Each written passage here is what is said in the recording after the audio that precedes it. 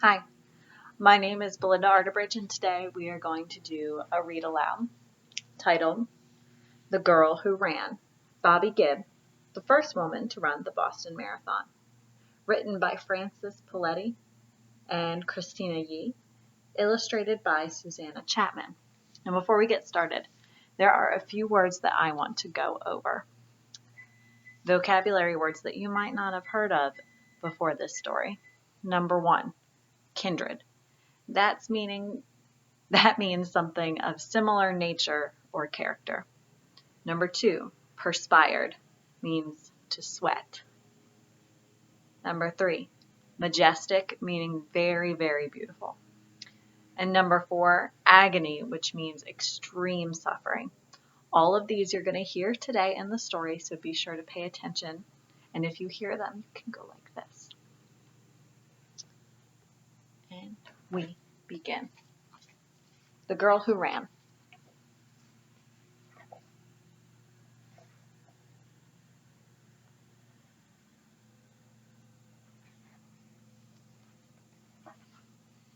Bobby loved to run. Into the woods, over hills, through fields, and by streams, Bobby's feet flew across the earth. All of her friends ran and played too, until one day they stopped. Bobby missed her friends, but her legs would not be still. Whenever she ran, the world seemed to disappear, and only one sound filled her ears. So she ran with her pack, going higher and higher, just her and the sound of the wind in the fire.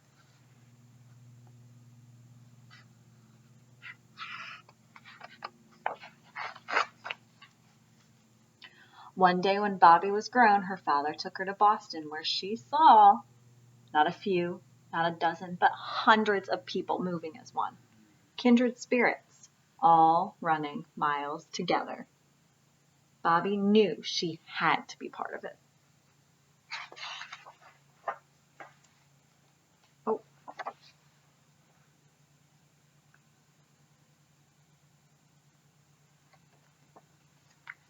But her parents were afraid.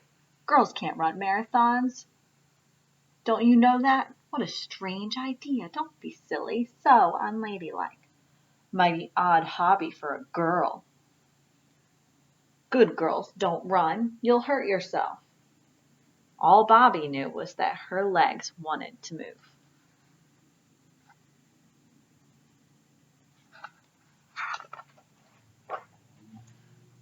She went to the woods to think.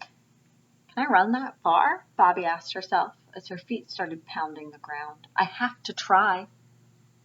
She ran farther and farther, and she ached and perspired, and the world whooshed by like the wind and the fire.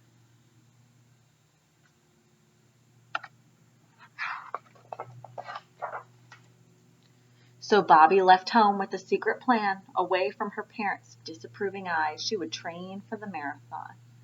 She traveled across the country, running in a new place every day. She ran through lush forests in Ohio and Indiana, vast plains in Nebraska and Kansas, majestic mountains in Wyoming and Montana. She ran with wild horses across sweeping valleys and stood on rocky mountain peaks. At night she would set up camp and lie on the ground, close to earth, tired and happy.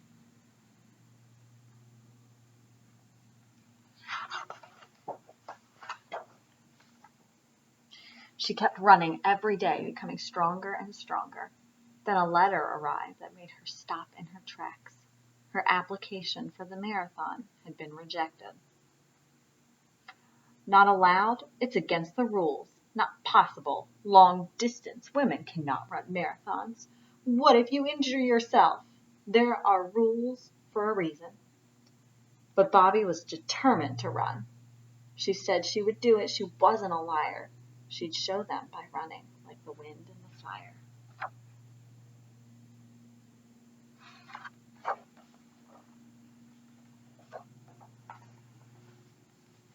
She returned home and told her parents of her plans. Have you gone crazy? Cried her dad. Bobby knew she wouldn't be the only one to think so. He wouldn't be the only one to think so. If she couldn't run as a woman, she would have to blend in with the men. She bought a pair of men's running shoes, the only kind there was, since they didn't make them for girls. She borrowed her brother's Bermuda shorts and found a shapeless sweatshirt to wear over her black swimsuit.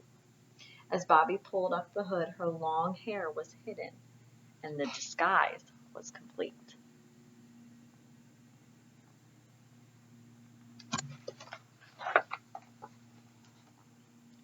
Bobby needed a ride to the starting line, but her dad refused.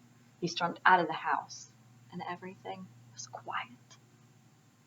She didn't know what to do.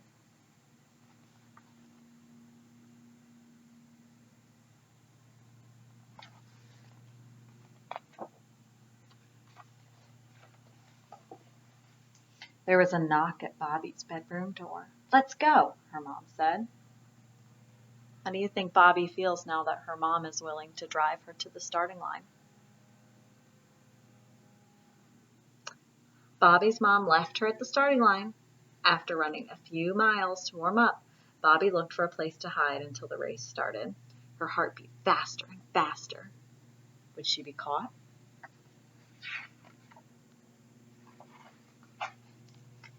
Bang! Whoops.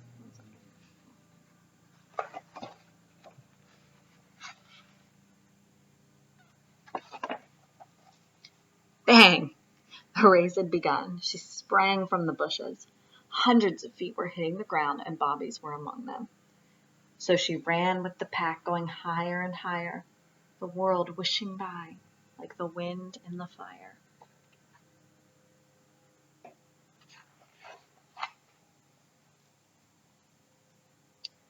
Soon Bobby heard murmurs. She'd been spotted.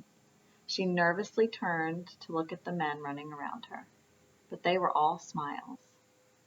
"Hey, are you running the whole way?" one asked. "I hope so," said Bobby, but she was getting hot. "I'm afraid I'll get thrown out if I take my sweatshirt off." The men replied, "We won't let anyone throw you out. It's a free road." They were on her side. Bobby grinned and she took it off. Word spread quickly throughout the course. A girl was running. They couldn't believe it.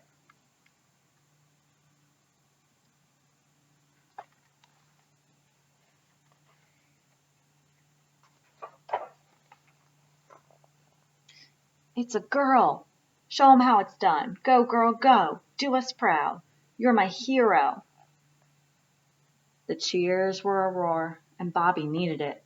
The ground was hard, and her new shoes were stiff, and the final hill was still ahead. "Amazing. Keep going. We're all behind you. You can't stop now. Incredible. No way." But she couldn't stop now, though she ached and perspired, and the world whooshed by like the wind and the fire.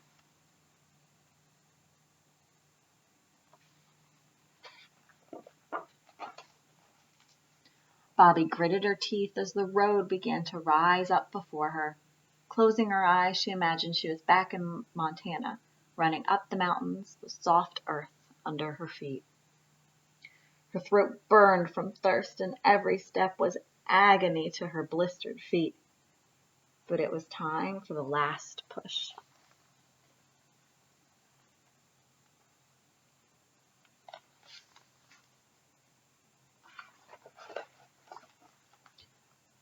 "30 steps, then 20, then 10.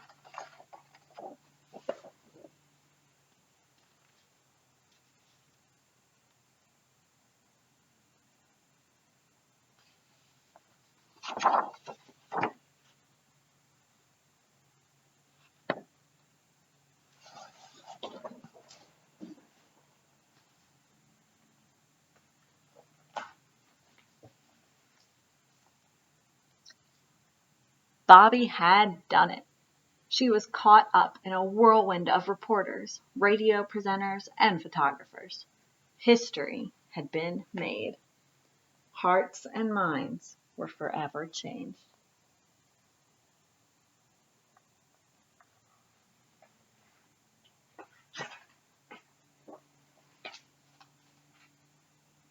The next day, Bobby woke up early. Everything was quiet and still. 2 days earlier, the world had thought it was impossible for her to run a marathon. What else could be proven wrong? Bobby was looking forward to finding out. She put on her shoes and headed into the woods, running again down familiar paths.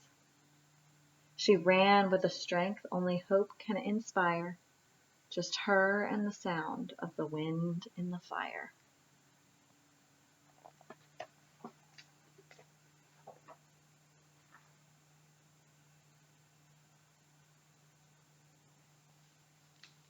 The end.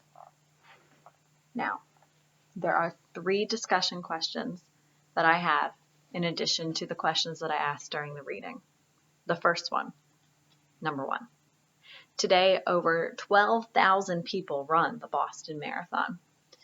Do you think that Bobby has anything to do with all these women running across the country now?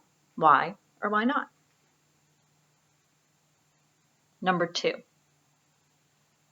What were the steps that Bobby took to make sure that she was able to run the marathon? Number 3.